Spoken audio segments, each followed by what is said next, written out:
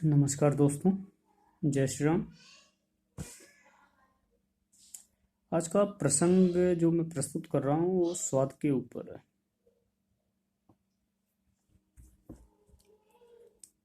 इस कोरोना महामारी में मनुष्य को काफ़ी कुछ सीखने को मिला और काफ़ी कुछ अपने अंदर बदलाव करने की जानकारी भी लोगों को मिली।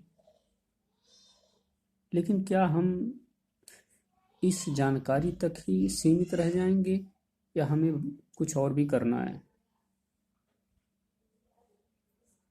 तो एक छोटा सा लेख उसी के संदर्भ में प्रस्तुत करता हूँ, जिसका शीर्षक हमने दिया है स्वाद। स्वाद जो मनुष्यों ने हमेशा लिया है। स्वाद ही तो लिया है तुमने। स्वाद ही तो लिया है तुमने हमेशा। कभी किसी बकरे का, कभी मुर्गी का, कभी मछली, कभी खरगोश, कभी हिरन, कभी बड़े जीव, कभी छोटे जीव। किसी जीव को आधा कच्चा खाना है, किसी जीव को पूरा पका के खाना है। सबके अलग अलग स्वाद लिए हैं तुमने। ये वही स्वाद है जो तुम हमेशा लेते आए हो और जो तुम्हें हमेशा पसंद था। तुमने प्रकृति के बनाए सभी नियमों को अपने हिसाब से चलाया। वनस्पतियां हों, छोटे मोटे जीव हों, बड़े जीव हों, सब पर अपना आधिपत्य आपने जमाया और अपने हिसाब से उसका उपभोग किया। किसी पर कोई दया भाव नहीं।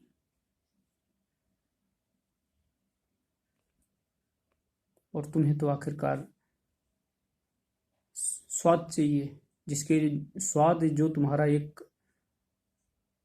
मूलभूत अधिकार है। फिर वो चाहे किसी जीव की आत्मा में वेदना हो, कष्ट हो, उससे कोई फर्क ही नहीं पड़ता, क्योंकि तुम्हें तो सिर्फ स्वाद चाहिए। इसी स्वाद के संदर्भ में मेरे साथ एक घटना हुई थी करीब 2 साल पहले। मैं उसका जिक्र करना चाहता हूँ। एक बार हुआ क्या कि शाम का समय था, करीब 2 साल पहले में शाम का समय था और ऑफिस से घर की तरफ आया, घर आया तो मैंने घर के सामने देखा एक महिला खड़ी थी। तो मेरे पड़ोसी से वो कुछ कह रही थी कि,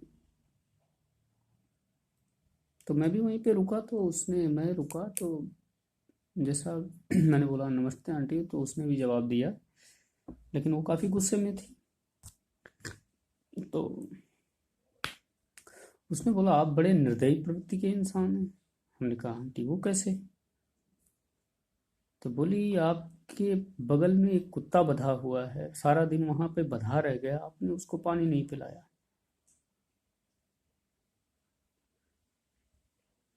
तो मैंने बोला, आंटी आप देख सकते हैं कि मैं वो अभी आपके सामने ही आ रहा हूँ यहाँ पे, तो मैं उसको पानी कैसे पिलाता?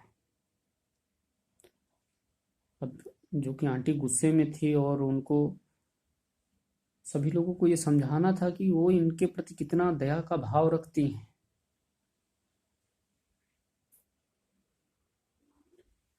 मेरी वहाँ पे ना मुझे गलती नज़र आई और ना ही मैं वहाँ पे उपस्थित था, तो इसलिए बात को बढ़ाना मैंने उचित नहीं समझा और मैंने फिर अपनी बाइक अंदर की और घर में आ गया। अच्छा, तो आंटी का उस बेजुबान के प्रति बहुत सारा प्यार था। उन्होंने पड़ोसी से मुझे बोला भी कि मैं बेजुबानों के प्रति बहुत दया भाव, और मुझसे इनका दर्द बिल्कुल देखा नहीं जाता। एक बार को मैं अपने घर के लोगों का दर्द देख सकती हूँ मैं, बट इनका नहीं देख सकती।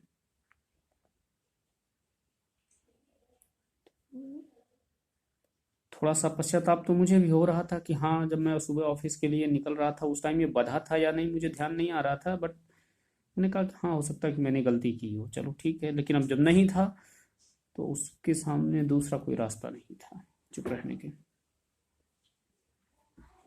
तो आंटी ने खूब लोगों को सुनाया जो वहाँ पे थे, उनको पेट्टा की धमकी वगैरह दी, पेटा की धमकी दिया कि हम उनको कॉल करके तुम लोगों का ये करवा देंगे, वो करवा देंगे, जेल भिजवा देंगे, तुम्हें पता नहीं है कि कितने स्ट्रिक्ट रूल्स होते हैं उनके। हमने कहा हाँ ठीक है।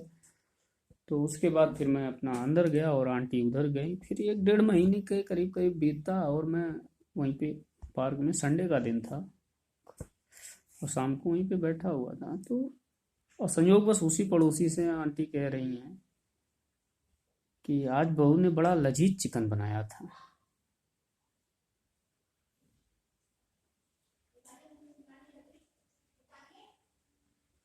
आज बहू ने बहुत लजीज चिकन बनाया था। तो मुझे वो पिछला इंसिडेंट याद आ गया, जो पिछली घटना थी वो मेरे दिमाग में तुरंत आई। मैंने कहा आंटी अगर बुरा ना माने तो कुछ कहूँ? बोले हाँ बोलिए। मैंने कहा आंटी क्या मुर्गियों में जान नहीं होती?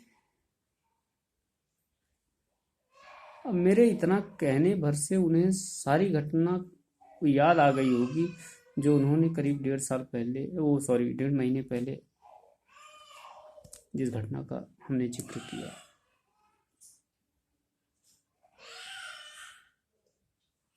बोली नहीं ऐसा नहीं, जीव तो सब में होता है, लेकिन उनके पास उस दिन कहने के लिए कुछ था नहीं।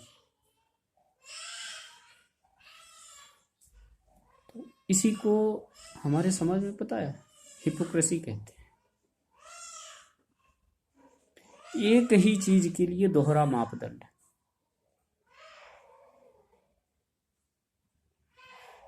जिस जानवर को आप मार के बना के खा जाते हैं उसके लिए आपके हृदय में कोई वेदना नहीं, कोई दया भाव नहीं है, कुछ नहीं है। और दूसरी जगह एक जानवर है जिसको आप नहीं खाते हैं, जो आपके उपभोग की वस्तु नहीं है, उसके प्रति आपकी सभी वेदनाएं, सभी कष्ट जो हैं वो उमड़ पड़ते हैं।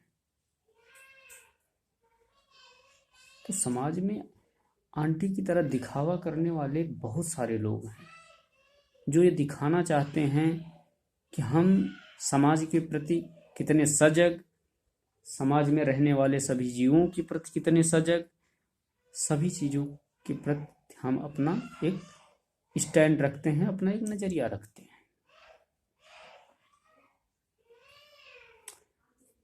आंटी ने उसके बाद मुझे कुछ बोला नहीं और इसके संदर्भ में उन्होंने कुछ कहा भी नहीं कि मुर्गियों में जीव होता है कि नहीं, बस वो चली गई। तो हम फिर अपने टॉपिक पे वापस आते हैं, स्वाद। प्रकृति की मार ऐसी है कि स्वाद लेते लेते हम स्वादहीन हो गए हैं।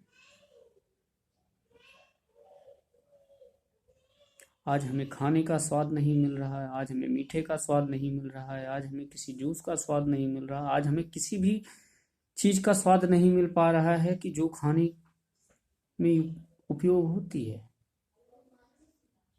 हमारा इस इंसानों का स्वाद चला गया है।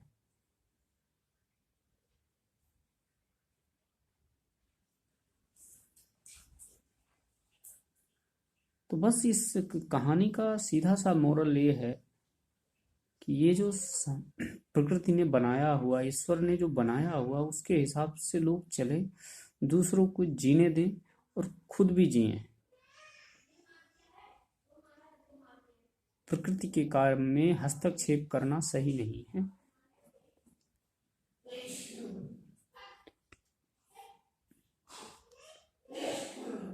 इस धरती पे क्या सिर्फ मनुष्य ही रह सकता है?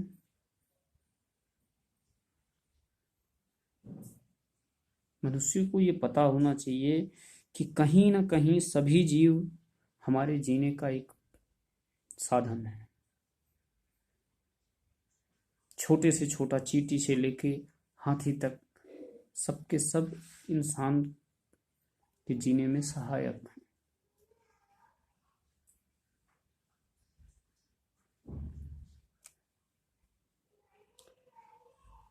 तो मेरी कहानी मैं समझता हूँ कि कुछ लोगों के आत्मा तक जरूर पहुंचेगी,